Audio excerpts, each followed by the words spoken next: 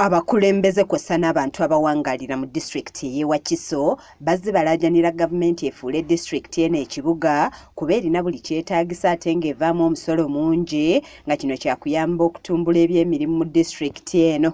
Wabula essuubi lya bano lyandiba nga liweddewo oluvannyuma lwa minisita wa gavumenti ez'ebitundu Minisetr Magyezi okukabatema nti tekisoboka mu kiseera kino nga balina kulinda mwaka gwa 2025.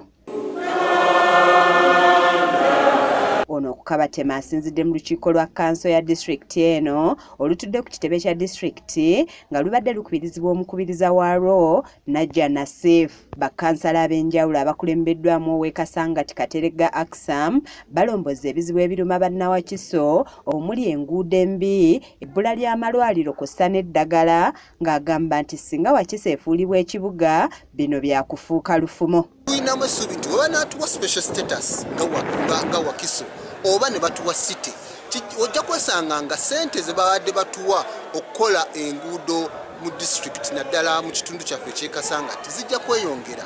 Ebirala bye banokoddeyo nti by'ebisibye Wakiso emabega bwe bulyake n'obukenuzi naddala obufumbekedde mu Wakiso mu myuka ng'olwo ne balusonze mu kiifu w'eggombolola eno Nakitende Sylvia gwe bagamba nti ssente za gavumenti azirya ng'ali ezize nga ne gye buvuddeko yabbibwako obukadde 9 ng'agenze okweriira ku kamutambuza ddembe. Kino kyongedde okutaanuula bakkansala ne babanga enjuki enkubemu ejjinja nga bamunaabidde mu maaso nga bwe bamusindikiriza abaviire. Owa Wakiso mu myuka nakyeyune waliwo esseeti yatemanga lwali kisuubizwa okuba nti yasasudde omusolo nga gusukka mu biliyoni emu naye ssente tetuzirabako, ssente azibba. Ye RDC we Wakiso Justin Mbabazi aliko byalambuludde ku bizibu ebiruma Wakiso byagamba nti bisaana okukolwako bunnambiro. Obuweereza eri abantu baffe oba okulwanyisa obuli bw'enguzi mu ggwanga ne mu Wakiso.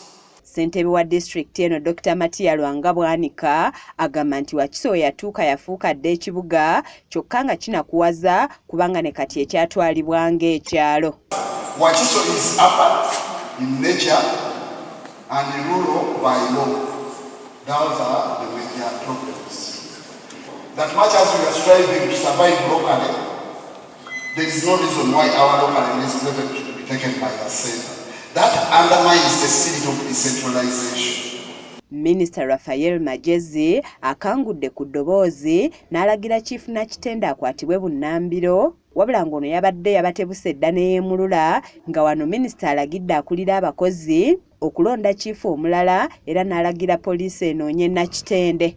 Nze nfundamu omuntu amaze emyaka mingi naye omuntu muluma kukola bulungi okusinga omuntu n'omwezi gumu gwe in all districts and sub-counties, there is nobody above the council. Bwe gutuuse ku ky'okufuula Wakiso ekibuga akabatemye nti enteekateeka eno yayimirizibwa nga tekisoboka kufuulibwa nga balina kulinda mwaka gwa 2025. Teeka terinzikiriza kutandika site kati mu kiseera kino wakati w'ekisanja.